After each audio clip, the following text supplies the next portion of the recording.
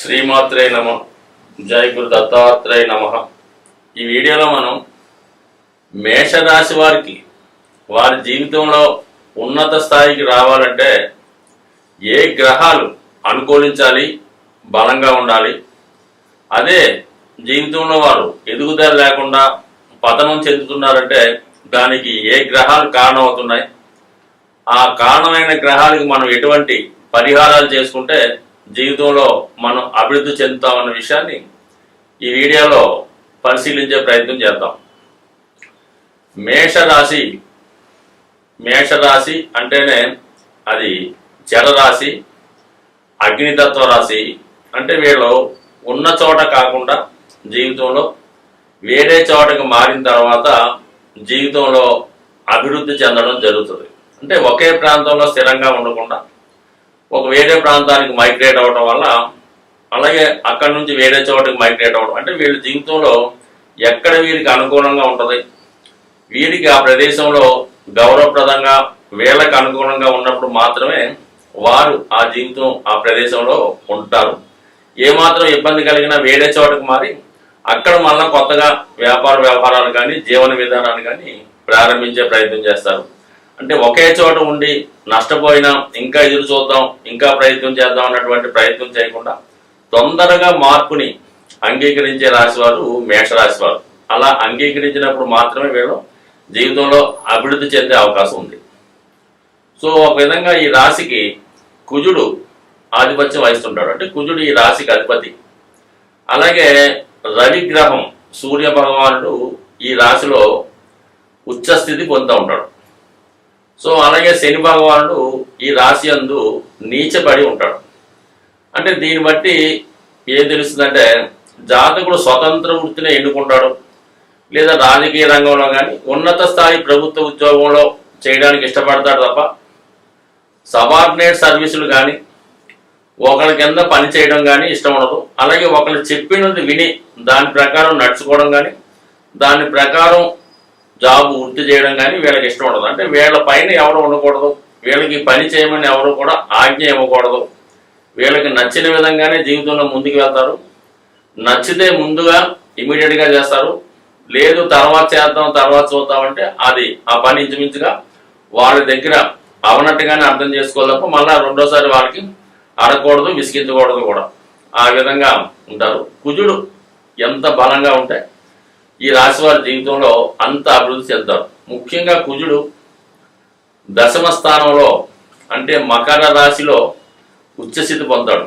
ఆ విధంగా జన్మించిన వాడు అంటే కుజుడు మకర రాశిలో ఉచ్చగా ఉంటే కంపల్సరీగా ఈ జాతకుడు ఏ స్థాయిలో జన్మించినా, ఎటువంటి చిన్న కుటుంబంలో ఆర్థికంగా లేని కుటుంబంలో జన్మించినా స్వయం కృషితో ఎవరి సహకారం లేకుండా జీవితంలో ఉన్నత స్థాయికి రావడం జరుగుతుంటుంది. అంటే కుజుడు ఎంత బలంగా ఉంటే ఏ విధంగా జీవితంలో పైకి వస్తారంటే కంపల్సరీగా వీళ్ళు రియల్ ఎస్టేట్ బిజినెస్ ద్వారా స్థలాలు భూములు అమ్మడం ద్వారా కొనడం ద్వారా జీవితంలో పైకి రావడం జరుగుతుంది. అంటే కుజుడు బలంగా ఉన్న వాళ్ళకి భూములు బాగా అట్రాక్ట్ అవుతుంటాయన్నమాట. వీళ్ళు ఎందుకు పనికిరాని భూమి బాగా ఊర్చి ఉన్నటువంటి భూమి కొన్నా సరే అది తొందరలోనే దానికి డెవలప్మెంట్ అయ్యి చాలా రేటు రావడం జరుగుతుంటుంది. అలాగే వీళ్ళు మధ్యవర్తిగా కూడా, అంటే వీళ్ళ దగ్గర ధనం లేకపోయినా మధ్యవర్తిగా వ్యవహరించి ఒక చోట స్థలాన్ని చూసి వేరే చోటకి వేరే వారికి అమ్మడం వల్ల కూడా కేవలం మీడియేటర్ ద్వారా కూడా ఎక్కువ ధనాన్ని సంపాదించగలరు. అంటే కొంత ధైర్యంగా ముందుకు వెళ్తారు. ఎదుటివాడిని ఈ భూముల విషయంలో నమ్మించే ప్రయత్నం చేస్తారు. కాబట్టి భూముల వ్యాపారం ద్వారా 100% కలిసి వస్తుంది. నెంబర్ 1 అంటే కుజుడు దశమంలో ఉండడం వల్ల వీళ్ళకి ఈ విధంగా భూములు కలిసి రావడం జరుగుతుంది.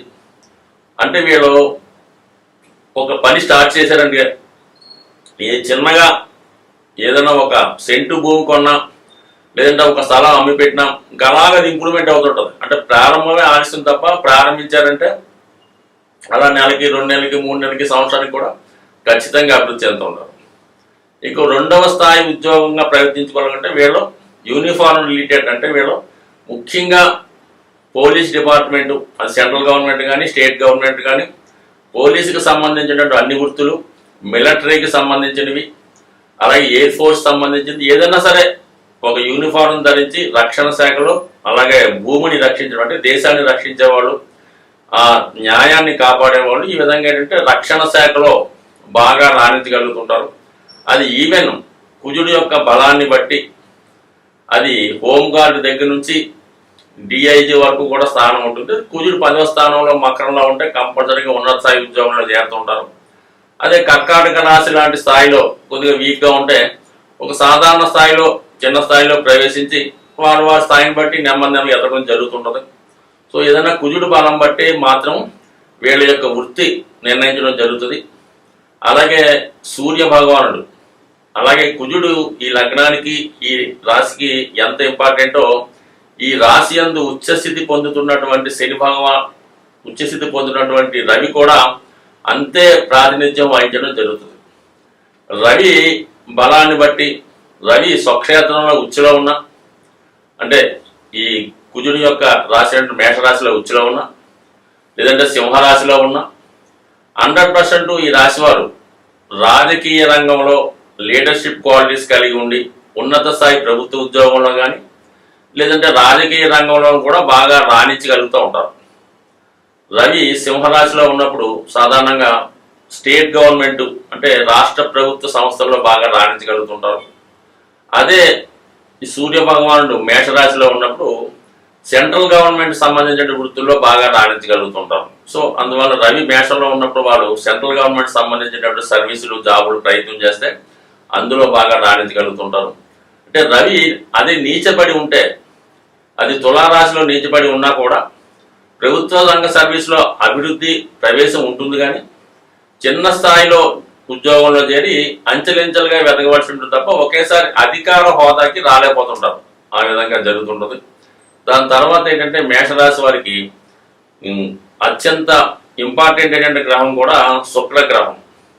అంటే ధనాధిపతి సప్తమాధిపతి అంటే ధనస్థానం సప్తమ స్థానం కూడా శుక్రుడికే చెందింది. శుక్రుడు ఒక విధంగా భాగ్యకారకుడు, అలాగే కుటుంబ స్థానానికి ధనస్థానానికి ఆధిపత్యం వహిస్తుంటాడు. అలాగే సప్తమం అంటే వివాహ జీవితానికి కూడా ప్రాతినిధ్యం వహిస్తుంటాడు. అంటే మొత్తం మీద భార్య, వివాహం, రిలేషను, ధనం, కుటుంబం ఇవన్నీ కూడా శుక్రుడి యొక్క ఆధిపత్యంలోనే ఉంటుంది. ఈ జాతకుడికి కుజుడు ఎంత బలంగా ఉన్నా రవి ఎంత బలంగా ఉన్నా అది హోంగార్డా, డిఐజీయా లేదంటే ప్రభుత్వ ఉద్యోగంలో బంట్రోతా లేదంటే కలెక్టర్ అన్న విషయాన్ని శుక్రుడు మాత్రమే దాన్ని ఫైనలైజ్ చేయగలడు. అంటే జాతకుడికి ధనయోగం శుక్రుడు బలంగా ఉండి ధనయోగం బాగుంటే అటు ఉన్నత స్థాయి ఉద్యోగంలో ప్రవేశిస్తూ ఉంటాడు, ధనాన్ని బాగా సంపాదిస్తుంటాడు. అదే కుజుడు బలహీనపడి నీచపడి పాపగ్రహాలతో కలిసి ఉన్నప్పుడు కంపల్సరీగా వాడు చాలీచాలని ఉద్యోగంతో చిన్న స్థాయి ఉద్యోగంలో చేరుతూ ఉంటాడు. అలాగే ఈ ముఖ్యంగా ఈ మేషరాశి వారికి ఈ వివాహం అయిన తర్వాత చాలా మంది జీవితంలో అభివృద్ధి చెందడం జరుగుతుంటుంది.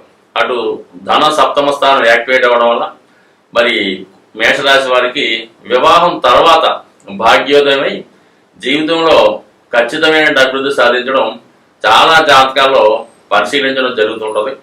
అయితే జాతకుడికి వివాహం అయిన తర్వాత మిగతా కుటుంబ సభ్యులతో డిస్ప్యూట్స్ రావడం స్టార్ట్ అవుతుంటుంది అనమాట. అంటే అన్నదమ్ములతో కానీ అక్క చెల్లెలతో కానీ తల్లిదండ్రులతో కానీ డిస్ప్యూట్ స్టార్ట్ అయ్యి స్వతంత్రంగా అతను కుటుంబం నుంచి విడిపోయి స్వతంత్ర వృత్తిలో అంటే అతను సొంతంగా సంపాదించుకుంటూ భార్య సహకారంతో తర్వాత వాళ్ళ సంతానంతో జీవితంలో అభివృద్ధి చెందడం చాలా వరకు జరుగుతుంటుంది. బట్ ఏదైనా జాతకుడికి అటు కుజుడు రవి రెండు బలంగా ఉండాలి, అలాగే శుక్రుడు కూడా బలంగా ఉండాలి. సో మిగతా గ్రహాలు అనేది దాని స్థాయిని బట్టి ఇంకా అభివృద్ధి ఇంకా ఉన్న స్థాయిని చెప్తూ ఉంటుంది. ప్రస్తుతానికి ఈ వీడియోకి ఉన్నటువంటి సమయాన్ని బట్టి ఈ శుక్రుడు కుజుడు బలంగా ఉన్నప్పుడు కంపల్సరిగా జాతకుడు జీవితంలో ఉన్న స్థాయికి వస్తాడు. అయితే కొన్ని భావాల్లో కొన్ని రాసుల్లో ఈ కుజుడు ప్లస్ శుక్రుడు కలిసి ఉన్నప్పుడు జాతకుడు ఇతర స్త్రీల యొక్క ఆకర్షణలోనే వ్యసనానికి బానిసై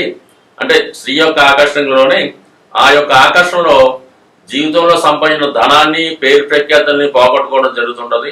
చివరికి ఆర్థిక పరంగా చాలా ఇబ్బందిని నష్టాన్ని ఎదుర్కోవడం జరుగుతుంటుంది. సో ఏదేమైనా సరే ఈ ఎంత జీవితాన్ని ఈ శుక్రుడు ప్లస్ కుజుడు ఈ మేషరాశి వారికి జీవితంలో ఎంత పైకి తీసుకొస్తాయో అవే ఎఫ్లెక్ట్ అయితే జీవితంలో అంత ఇబ్బందిని కలగజేసే అవకాశం ఉంది. బట్ ఏదైనా ఈ రాశి వారు కుజగ్రహ అనుగ్రహం కోసం అలాగే శుక్రగ్రహ అనుగ్రహం కోసం అటు సుబ్రహ్మణ్య స్వామి వారిని ఇటు లక్ష్మీ అమ్మవారిని అలాగే హనుమాన్ని పూజించుకోవడం వల్ల, ప్రతిరోజు సూర్య నమస్కారం చేసుకొని ఆదిత్యోదయం లాంటివి చదువుకొని ఆదివారం నియమంగా ఉండడం వల్ల కంపల్సరీగా జాతకుడు ఏ స్థాయిలో ఉన్నా ఉన్నత స్థాయికి రావడం జరుగుతూ ఉంటుంది. స్వస్తి.